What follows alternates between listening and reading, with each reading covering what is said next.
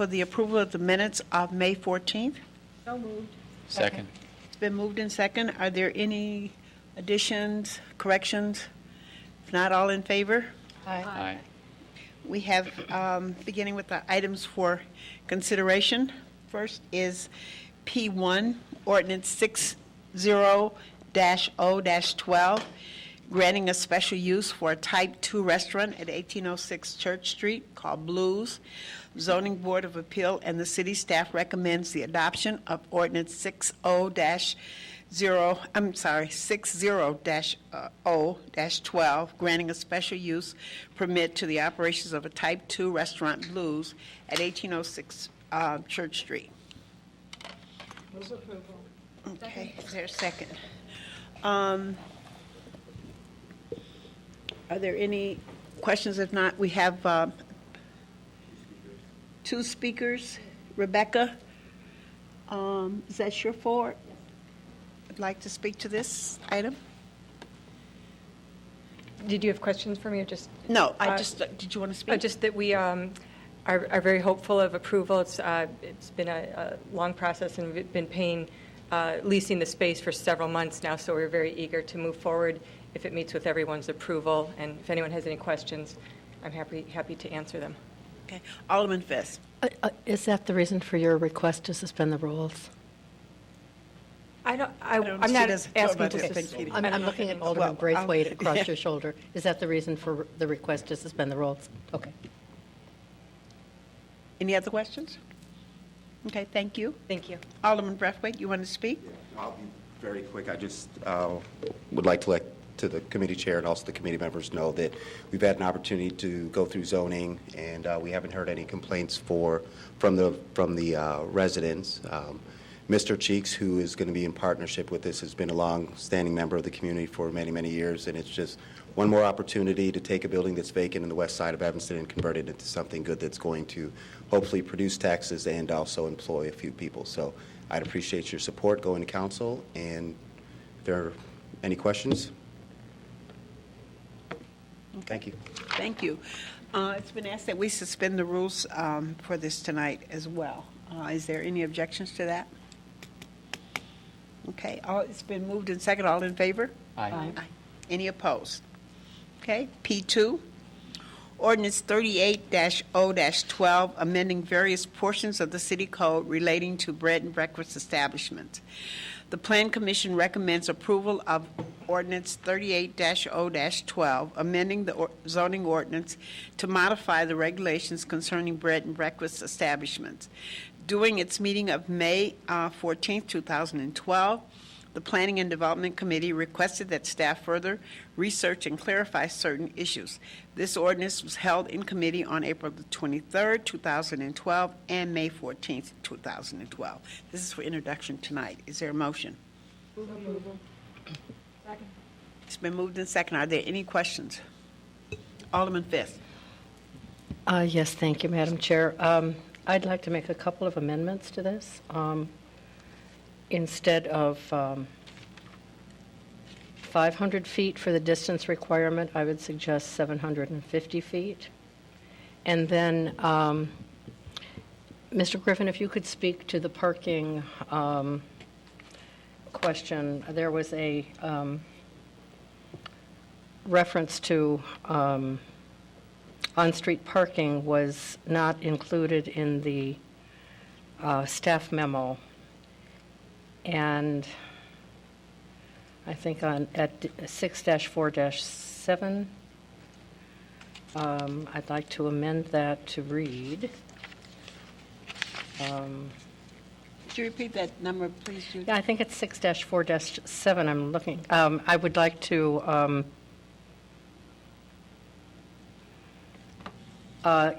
paragraph F on guest parking. I would like to. I'm on page 462 of 657. Okay. Eliminate the partial sentence and or along the curb abutting the lot.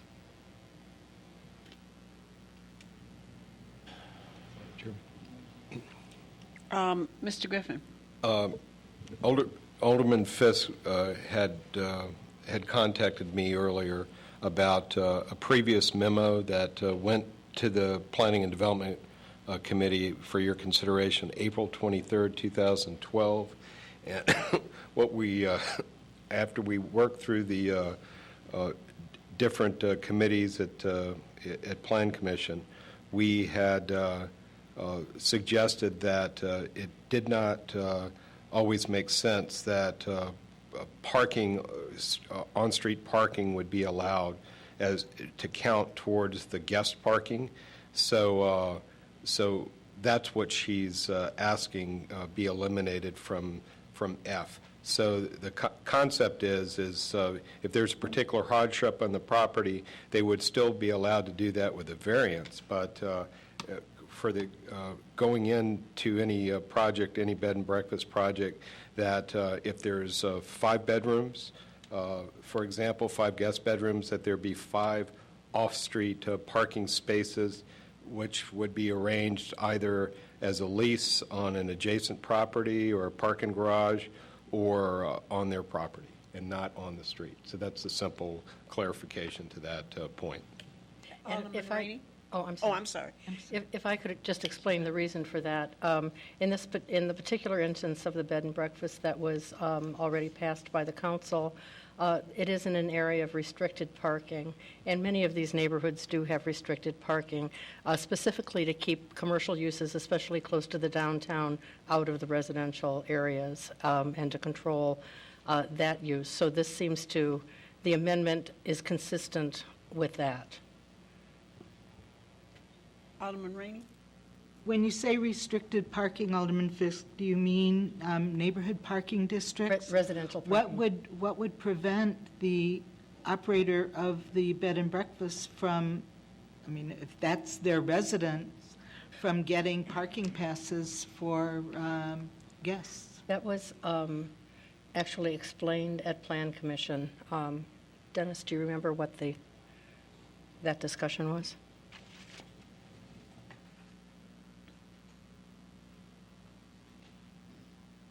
Dennis Moreno, Manager of Planning and Zoning. The discussion among staff and at Plan Commission was that certainly the resident owner could avail themselves of a parking sticker in a restricted parking zone, but the guest of the bed and breakfast would not be eligible for that. But my question is, how, if the resident at the bed and breakfast, who runs the bed and breakfast, who lives at that property, is authorized by virtue of their residency and their driver's license showing that address to go to the city and get a parking permit to park in his or her own neighborhood, where does it say that that individual is discriminated against from getting guest parking passes?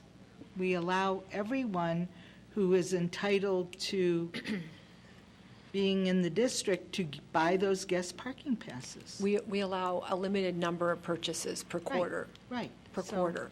Well, but I mean, the person would, let's say, only be parking there one night. Well, I believe we allow, I think it's 20 guest purchases, guest passes per quarter to be purchased. And So in terms other of words, if you getting a live in parking, if you live in a neighborhood parking district, you can only have 20 guests in a 3-month period. or your guests have to find parking elsewhere. Okay. Now, what prevents a person who is not in a neighborhood parking district where there is a bed and breakfast from coming home from, spending money in our town, going to the beach, going to a show, eating dinner, going to a few of the bars, listening to music, coming home, and there's a great big old space at the curb from pulling up and parking there? I mean, how can you prevent that? A guest at a bed and breakfast coming home where the bed and breakfast is not in a restricted parking district from pulling up and parking on the street in an empty space. Are we going to arrest them? I mean, what, I don't. take away the license of the bed and breakfast? It's just that this is not going to count. The on-street parking is not going to count toward the required number of Okay, spaces. but see, that's where this becomes ironic. There is nothing that would keep a person from coming home before they go into the bed and breakfast and go to bed from parking in an available parking space at the curb, right? In an unrestricted area, that's right. That's correct. Unrestricted But area, in right. restricted neighborhoods, they'd get a ticket. But if Well, they had I a mean, I pass- would get a ticket in an and I'm not in a bed and breakfast, so yes, I understand that. If you had a pass, Are they that would all work. are they all restricted wherever a bed and breakfast is going to be purchased? No, but if, I think that there are enough neighborhoods that have parking restrictions specifically to prevent commercial parking on one side or the other of a street. For instance, my street, because I'm one block off Chicago Avenue, has neighborhood resident parking on one side only. The other side is free, and by 7:30 every morning, every single parking space is taken up on the east side of my street by people who work at all the businesses on Chicago Avenue. And if you live near the downtown or any closer to an L or a Metro stop, and you have one side of your street that's unrestricted, it's filled by 8 o'clock in the morning. If what we're saying is all these bed and breakfasts are going to be in restricted parking districts, there's really no need to put in any other restrictions because people will not be able to park it on the street. So But they're going to Alderman have Rainey, to arrange. But Alderman Rainey, for instance, on my street, if you had a bed and breakfast that was putting 4 or 5 extra cars on the street, the people who actually are working in Evanston regularly, or the community members on my street who end up having to sometimes park a block away from their home, because sometimes the street fills up on both sides. You know, we're providing a benefit to the bed and breakfast when the original language that we had was, I think, a workable language, because there are lots of places where you can lease off-street parking. I think Director Griffin, you wanted to say something? Well, thank you, Alderman Holmes. Just the practical thing, Alderman Rainey, is so when a bed and breakfast special use permit application comes in, they need to identify how they're going to meet the parking. And just the on-street parking can't count. And you're absolutely right. If those guests or the owners or a whole bunch of other people choose to park on street in front of them, there's nothing we can do necessarily to prevent that as long as they meet the parking regulations for that district. But it's just that when the application comes in, we say, hey, there's 5 bedrooms or 5 guest rooms, there needs to be 5 parking spaces associated with it, and that'll be identified in the special use permit application. Anybody? Alderman, I see a light. Is that? Oh, that was mine. Oh, okay. I've already spoken. Okay, Alderman Rainey? Well, I read with interest this ordinance, and it allows for a bed and breakfast in a 2-flat. And I object to that, and I think that the only bed and breakfasts ought to be in single-family homes, because I think that it is perfect to have a bed and breakfast in a single-family home. But what if a resident, let's say it's a 2-flat condo, and one person decides they've got 3 bedrooms or 4 bedrooms in their 2-flat, and they're going to have a bed and breakfast. I just think that is a little extraordinary, and I think we ought to eliminate 2-flats from the ordinance. I agree with that. Alderman I Fisk? would support that. Eliminate. Anyone else? Any other comments? Because if not, then we have Alderman Fisk recommends that they change the 500 feet to 750, and now the elimination of. We need to vote on that. Yeah, I know, that's what I'm I'm just saying what we need to do, and the elimination of 2-flats. That's the only thing that we need to do? And the And the parking. And I would make, Madam Chair, I would make that into a motion. Second. We got three issues. So which one you want to go first? I'd be happy to do all of them together. But I think. Well, no, we. You want to do one at a time? Okay. No, all we're right, gonna wanna do them one at a time. separately. Okay. So we'll well, start let's start with the distance requirement of 750 feet. Okay, Second. it's been moved and second that we change the distance from 500 feet to 750. Are there any other comments? If not, all in favor? Aye. Aye. Any opposed? No.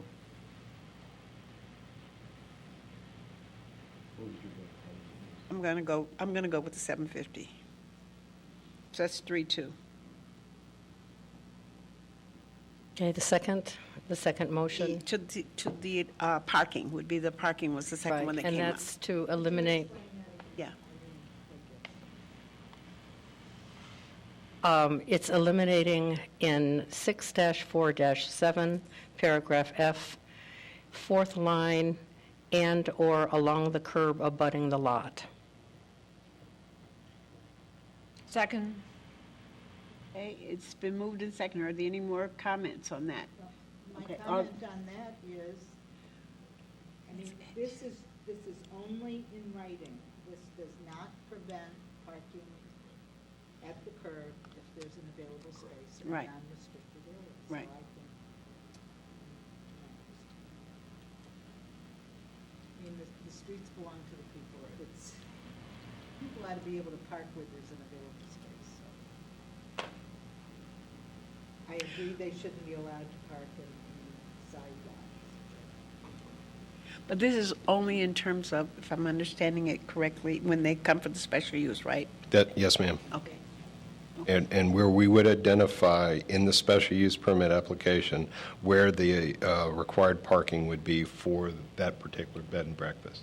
So not to count that on-street parking. Right. And then, like Alderman said, but Alderman Rainey's saying, if they want to park there, they can, but it's not counted as required.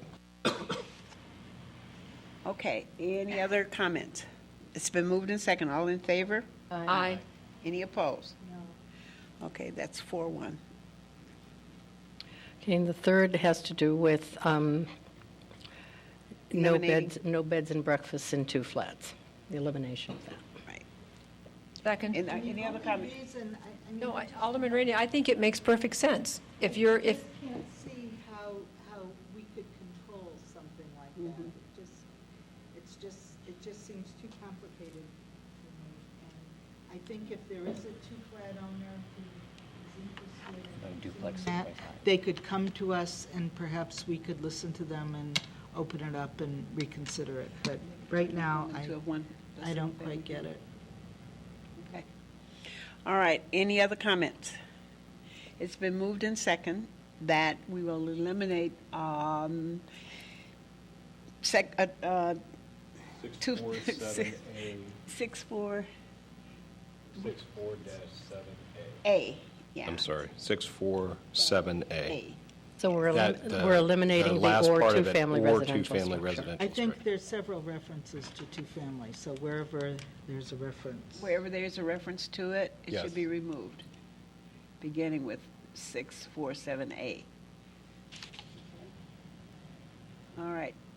All in favor? Aye. Any opposed? So that's 5-0. Okay.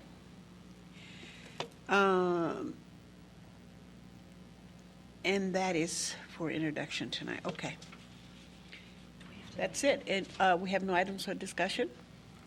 Is there a motion for adjournment? So moved. do we need to move the ordinance as a whole? Yeah, we haven't Oh, done I'm that. sorry. Okay. Now that we've done the changes. Changes, we now- have to move the now ordinance the whole. Yeah. For introduction only. With corrections With the to be corrections made by our next right. meeting. Second. That's been moved in second. All in favor? Aye. 5-0. Point of information, Madam Chairman. Yes. I do think that the amendments have to be discussed at the council level because they don't become part of the whole ordinance. I'm going to move that ordinance, that amendment about the 750 feet be considered by the whole council. Because I definitely wouldn't want to defeat the entire ordinance because of it. So let's just talk about it individually. Okay. Okay, any other items?